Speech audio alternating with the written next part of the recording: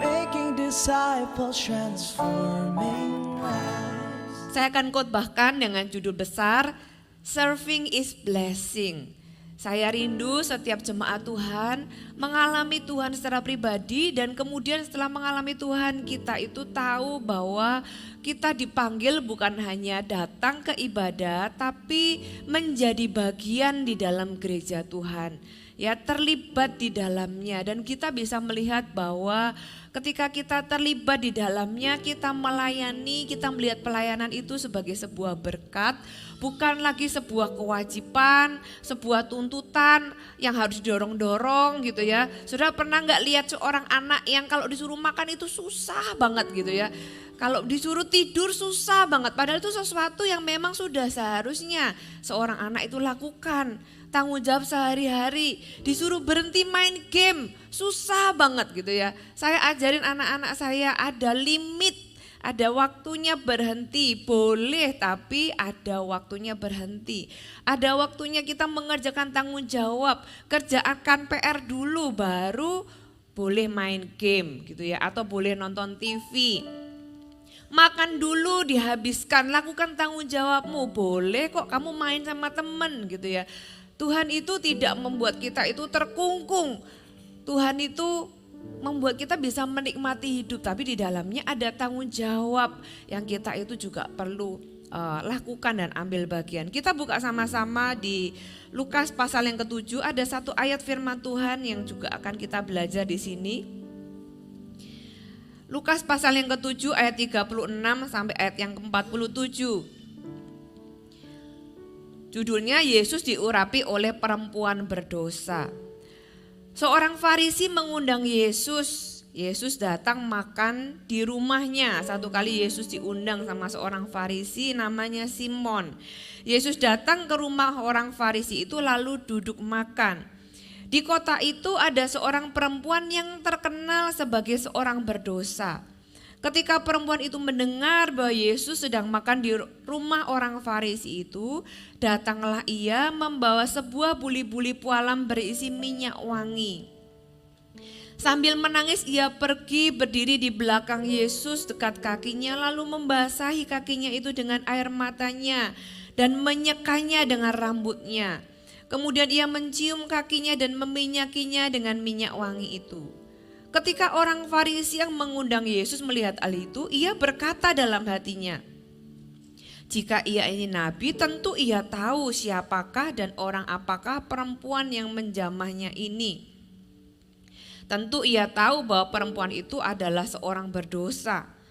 Lalu Yesus berkata kepadanya, dia berpikir seolah-olah Yesus itu nggak tahu. Dengan Yesus membiarkan perempuan ini melakukan apa yang dia lakukan, orang Farisi berpikir kalau Yesus tahu orang ini berdosa, pasti Yesus itu akan menyingkir. Yesus itu akan menolak, Yesus akan menghindari. Tapi kenyataan bahwa Yesus tidak menghindari wanita ini, tidak menghindari dan tidak menyuruhnya pergi. Jangan-jangan Yesus nggak tahu padahal perempuan ini terkenal berdosa. Tapi kebenarannya Yesus tahu nggak?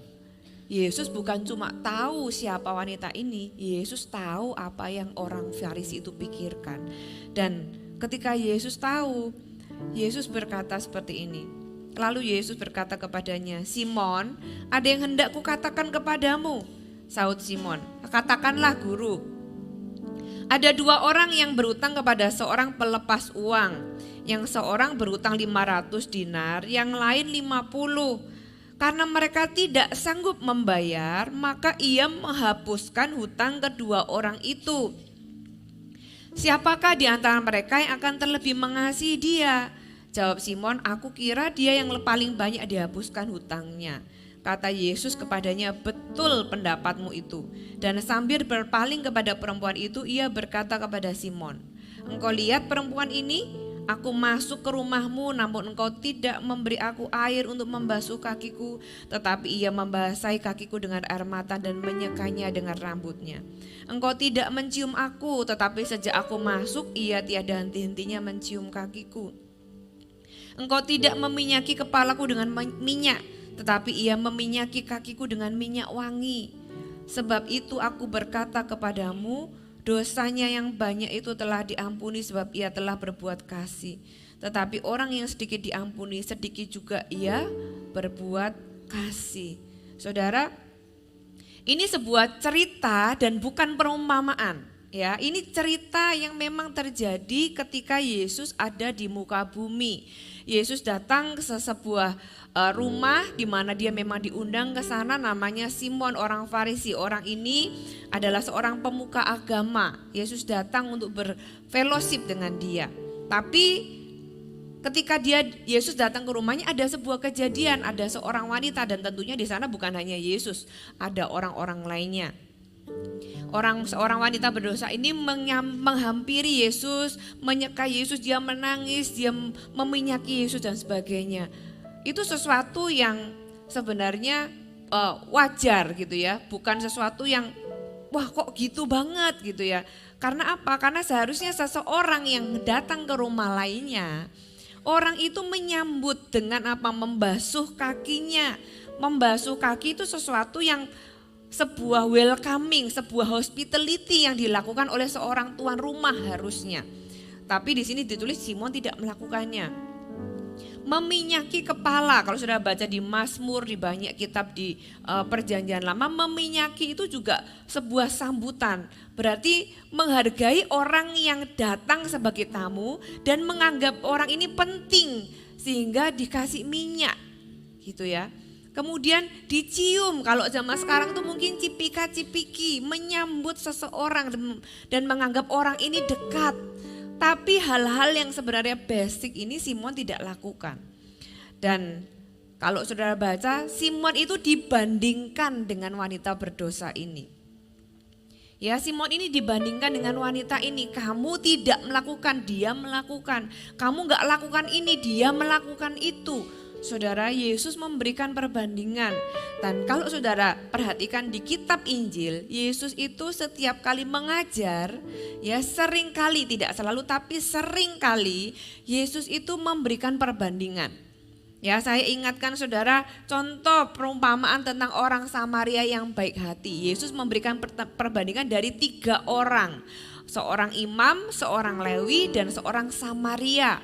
Gitu ya, dari 3 respon yang berbeda Tuhan ngomong siapa yang paling benar, siapa yang seharusnya ditiru, ya orang Samaria yang baik hati. Kemudian ketika Yesus menceritakan tentang perumpamaan seorang anak yang hilang, Yesus membandingkan antara yang bungsu dan yang sulung. Ya, dua-duanya bisa dipelajari plus minusnya. Kemudian ketika Yesus bercerita tentang pengampunan, Yesus membandingkan antara orang yang berhutang kepada seorang raja dengan orang yang berhutang kepada temannya. Bagaimana respon masing-masing. Ketika Tuhan menyembuhkan hamba seorang perwira Romawi, Tuhan berkata, aku tidak mendapati iman sebesar ini di antara orang Israel. Yesus membandingkan antara iman orang Romawi ini, perwira Romawi ini dengan seluruh orang Israel.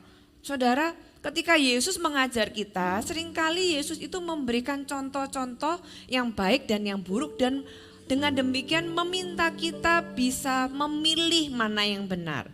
Itu seperti saya mengajak anak saya gitu ya. Saya ajak ke mall misalnya, terus ada anak itu tantrum, saya kan ngomong sama anak saya, coba lihat, menurutmu itu bagus enggak? Anak saya akan berkata enggak, oke. Berarti kamu tahu kan gak boleh kayak gitu.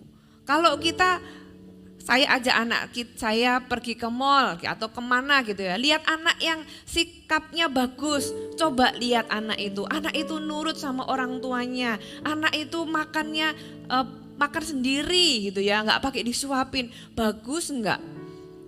Bagus, oke.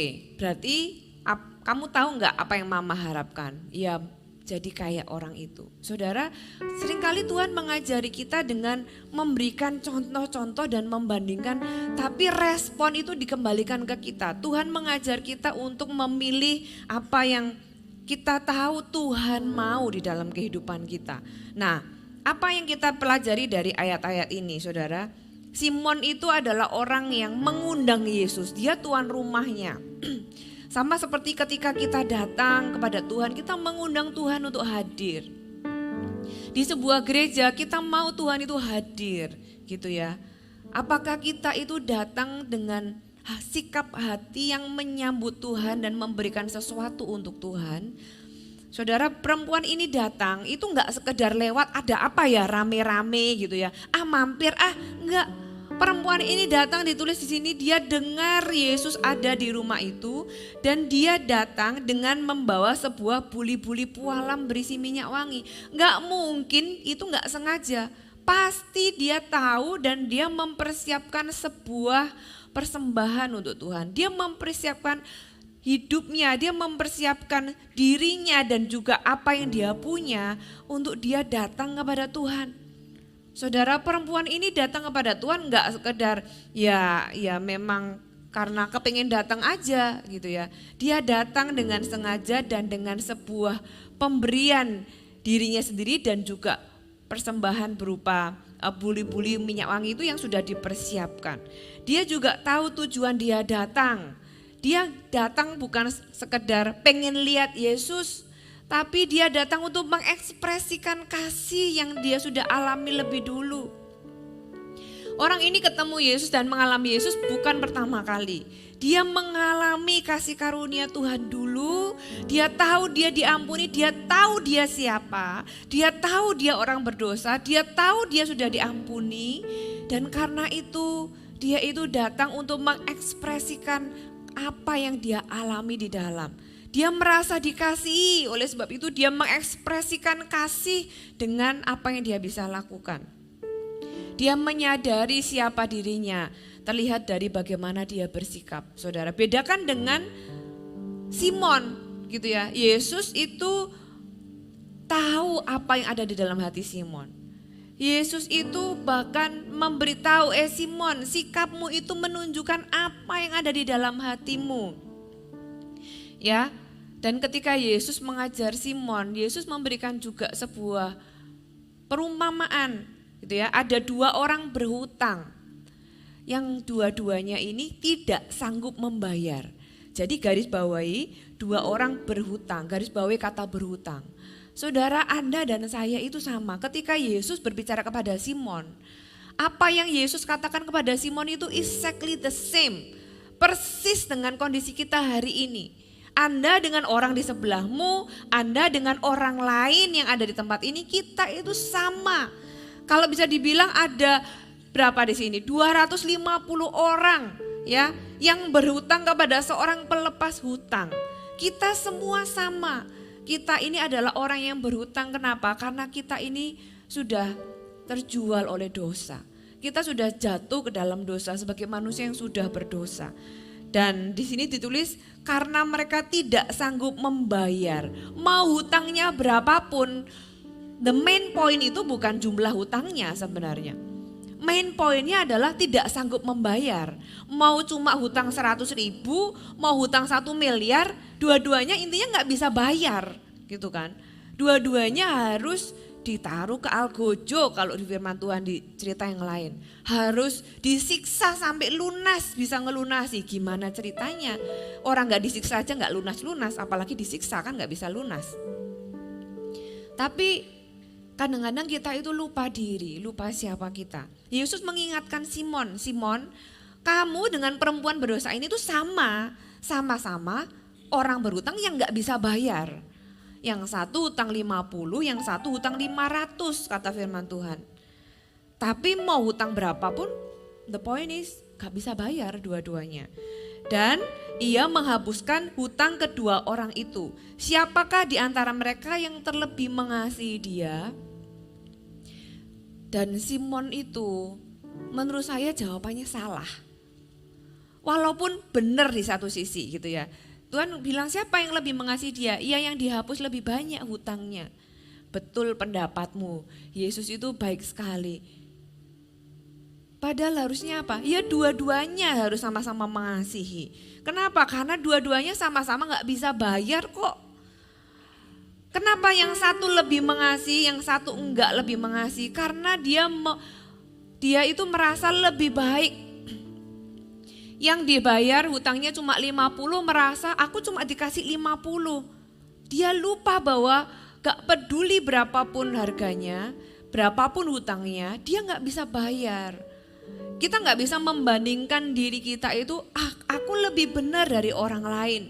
Aku lebih, Tuhan mengampuni aku lebih sedikit daripada orang yang berzina, orang yang membunuh, orang yang koruptor misalnya. Kita merasa aku orang Kristen yang lebih baik. Berarti kalau begitu kita sama seperti Simon. Dan orang yang demikian, orang yang tidak menghargai kasih Tuhan, oleh sebab itu terlihat dari apa?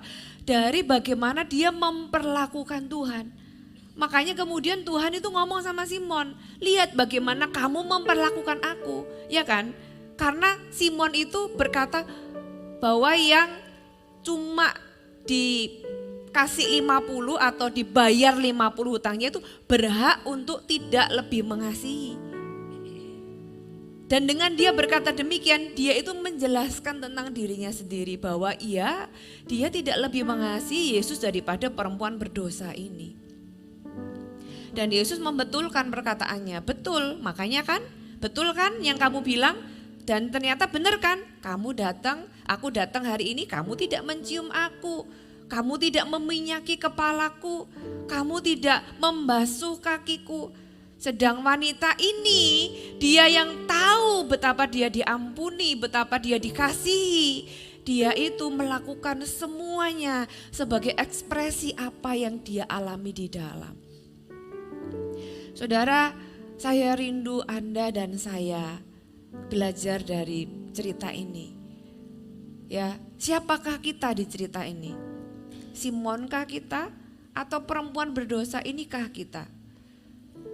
Bukan tentang apa yang sekedar kita lakukan, tapi apa yang kita alami dulu di dalam hati ini. Siapa Yesus di dalam hati kita? Sudahkah Anda mengalami kasih Yesus secara pribadi? Kasih yang kita alami dari Tuhan harusnya itu mengubahkan hati kita, dan itu terlihat dari bagaimana ketika kita datang kepada Tuhan. It shows our heart. Bagaimana kita memperlakukan Tuhan itu menjelaskan siapa Tuhan dan apa yang kita alami dengan Tuhan di dalam hati kita. Saudara, pernah enggak Anda saudara datang ke rumah seseorang, saudara diundang tapi Anda enggak dihargai? Ya, saya juga heran kenapa Simon mengundang Yesus tapi memperlakukan Yesus dengan cara demikian. Apakah karena Yesus ini orang terkenal dan dia juga pansos misalnya, I don't know, saya nggak bisa menghakimi juga gitu ya. Tapi dengan Simon itu yang harusnya the basic acts of hospitality ya, orang yang secara normal aja harusnya melakukan tapi dia nggak melakukan, memperlihatkan bahwa Simon ini nggak menghargai Yesus. Kalau orang punya resource, orang yang punya posisi, orang yang punya resource, orang yang kaya gitu ya, orang itu akan lebih sensitif. Orang itu akan tahu kalau bagaimana orang lain itu memperlakukan, apakah dia itu cuma ingin sesuatu atau memang benar-benar murni. Dan saudara, kita belajar dari cerita ini, jangan kita jadi seperti Simon. Sama seperti saya ngajak anak saya jalan, ada anak yang tantrum, bagus nggak kayak gitu? Enggak gitu ya, jangan seperti Simon. Tapi kita nggak bisa paksa orang gitu ya, saya nggak bisa paksa saudara untuk lakukan sesuatu seperti perempuan tadi. Nggak bisa, orang itu harus keluar dari hati. Oleh sebab itu poin yang pertama yang saya mau kita semua alami adalah, saudara, Anda perlu mengalami kasih itu secara pribadi. Saudara harus tahu siapa kita dan siapa Tuhan, apa yang Yesus sudah lakukan dalam hidupmu. Bisakah Anda itu menceritakan dengan sepenuh hati apa yang Yesus sudah pernah lakukan bagi Anda? Orang yang tahu bahwa ia dikasih Tuhan, dia gak mungkin tinggal diam. Saudara, Anda datang ke gereja, jangan sekedar jadi orang yang datang dan pulang.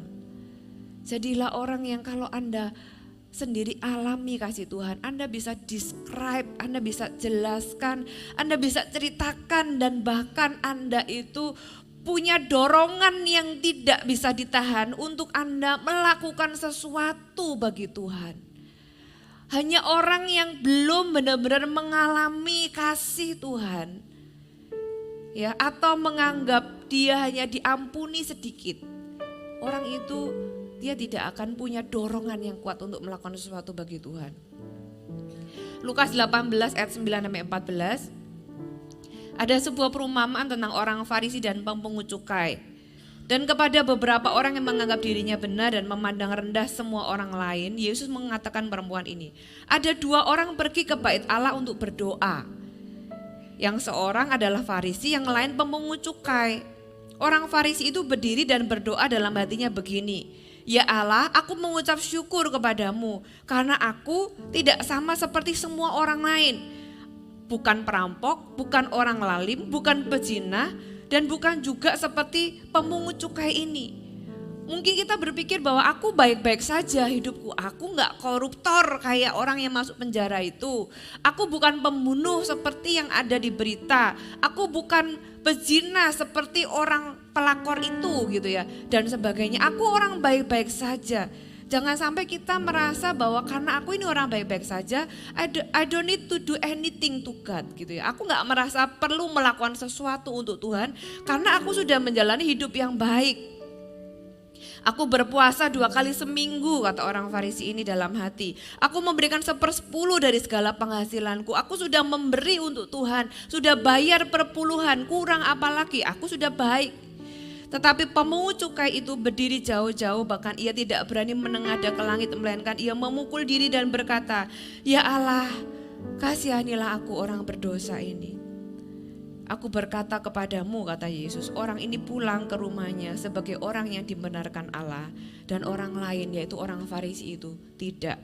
Sebab barang siapa meninggikan diri, ia akan direndahkan, dan barang siapa merendahkan diri, ia akan ditinggikan. Ini bukan tentang aktivitas pertama-tama, ini tentang hati kita. Ini tentang hati kita, saudara. Orang Farisi ini fokus kepada apa yang dia sudah lakukan.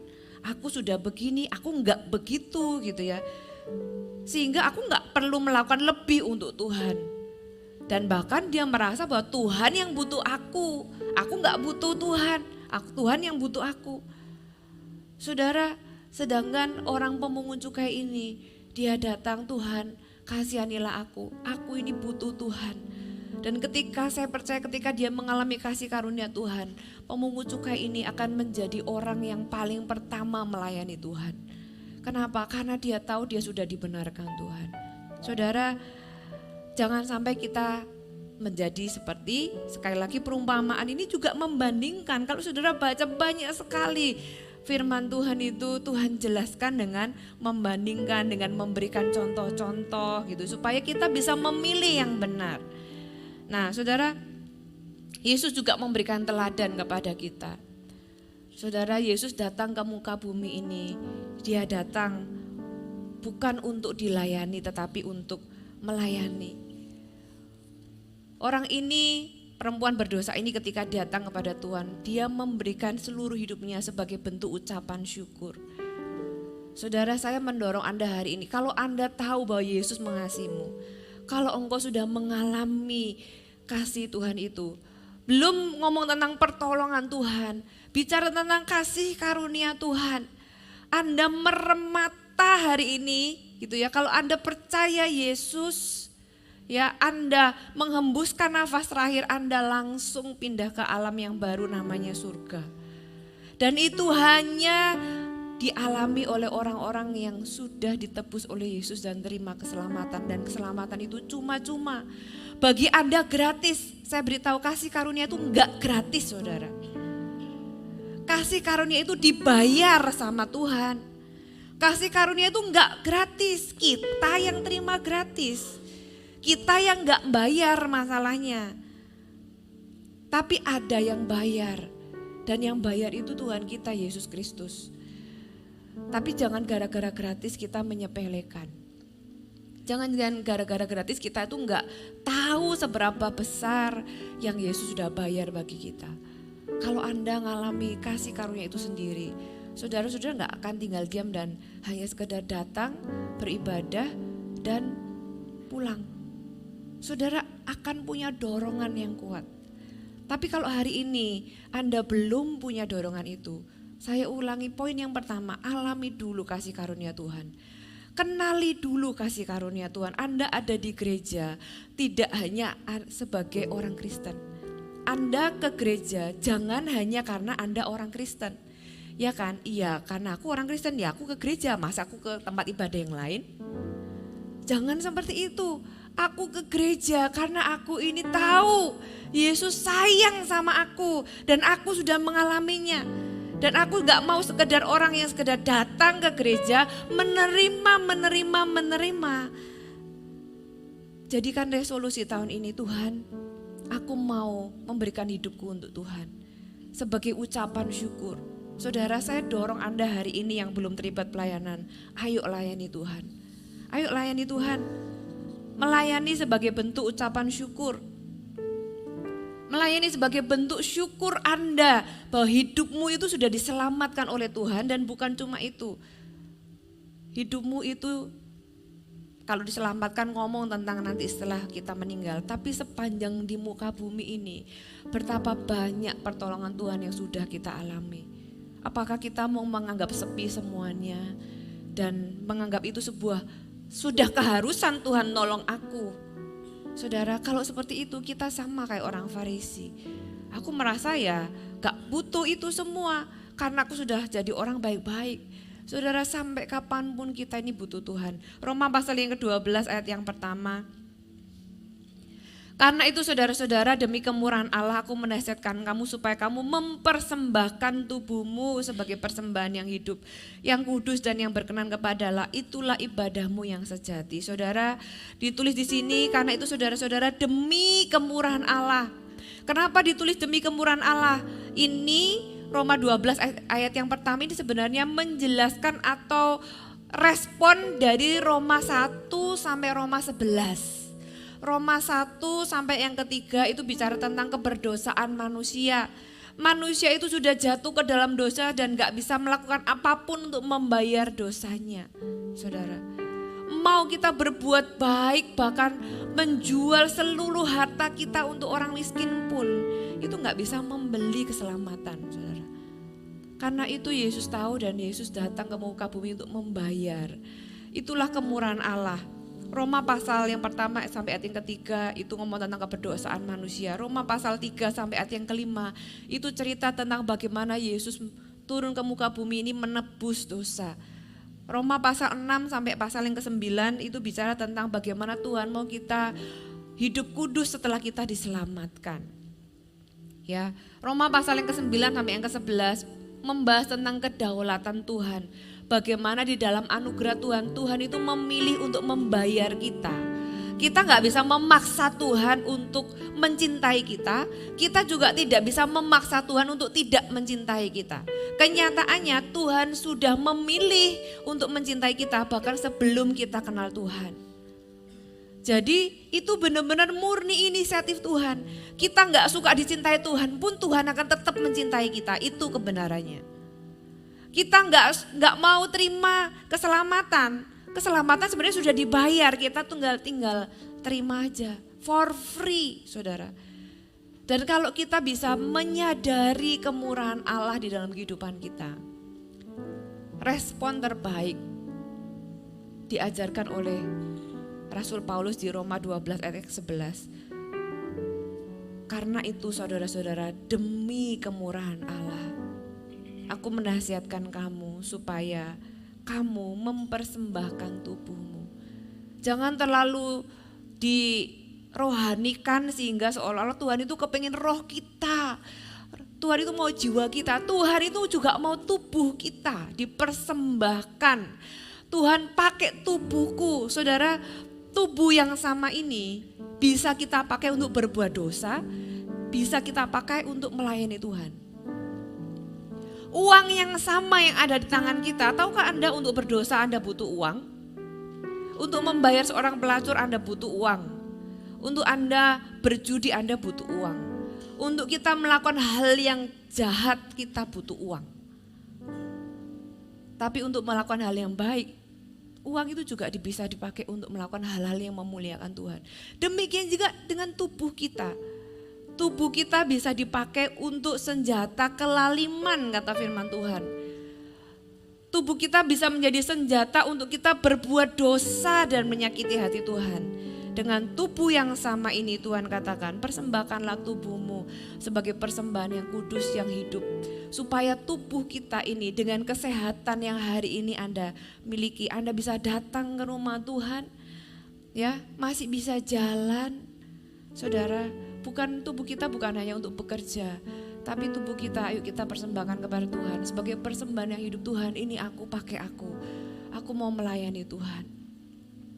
Kalau Anda sudah lama berjemaat di tempat ini, Anda mungkin sudah ikut CG gitu ya, saya dorong Anda hari ini untuk Anda meresponi kasih karunia Tuhan. Dengan apa? Dengan Anda memberi diri menjadi pelayan Tuhan.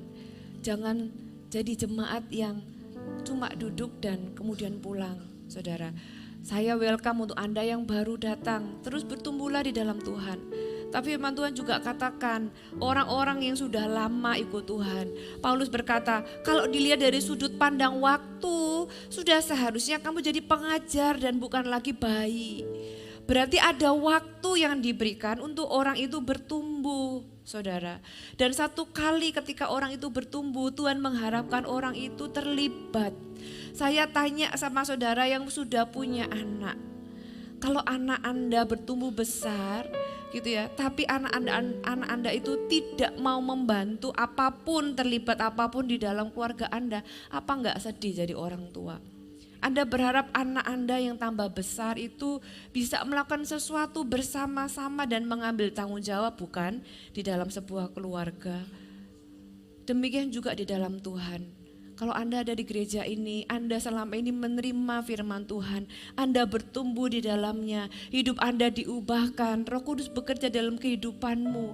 Saudara, ayo sama-sama terlibat, berikan dirimu. Kalau hari ini ada CGL di tempat ini, saudara terima firman Tuhan, saya percaya jemaat juga akan mendengarnya gitu ya. Dorong setiap anggota CG Anda untuk melayani Tuhan. Pulang dari tempat ini, tag semua anggota CG Anda yang belum melayani. Ayo melayani, bahkan kasih tahu caranya, di-assign, di-guide gitu ya, diarahkan gimana sih cara melayani. Di gereja ini ada banyak pilihan pelayanan. Apapun yang Anda bisa lakukan, selama hatimu benar-benar tahu bahwa engkau dikasihi Tuhan, dorongan itu pasti ada. Dan jangan biarkan dorongan itu hanya sekedar menjadi dorongan biasa. Dorongan itu seperti Yesus mengetok di pintu. Yesus adalah pribadi yang sangat gentle, dia gak pernah maksa. Yesus tidak pernah merasuki seseorang, Roh Kudus tidak pernah merasuki seseorang. Roh Kudus itu selalu memberikan dorongan, kemauan, tapi keputusan itu di tangan kita. Yesus mengetok di depan pintu, walaupun Yesus punya kunci sebenarnya. Tapi Yesus itu bukan Tuhan yang mendobrak pintu, cuma perampok yang melakukannya. Yesus itu mengetok, tapi keputusan untuk kita membuka pintu, untuk kita meresponi kasih karunia Tuhan, untuk kita melakukan lebih lagi, itu bukan lagi di tangan Tuhan, itu di tangan kita. Oleh sebab itu, Bapak Ibu yang dikasihi Tuhan, izinkan hidupmu dipakai Tuhan, izinkan diri Anda meresponi panggilan Tuhan untuk Anda melayani lebih lagi.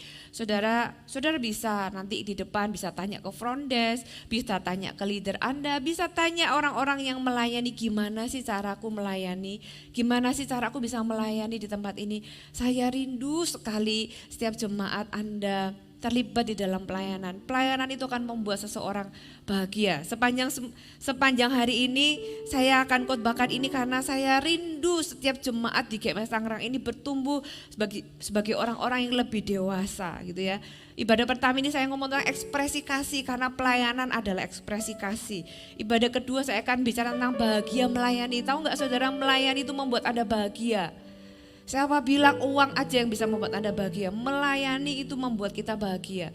Bahkan seorang psikiatris terkenal ditanyain, gimana sih cara kamu menanggapi atau cara kamu tuh melayani orang-orang yang depresi dan mau bunuh diri? Saudara tahu jawabannya aja apa?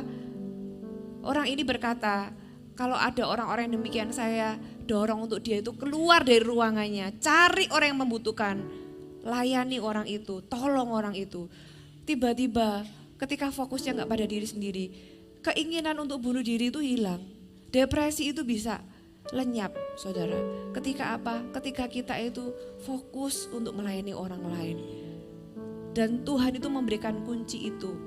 Oleh sebab itu saudara, yuk sama-sama kita responi Tuhan.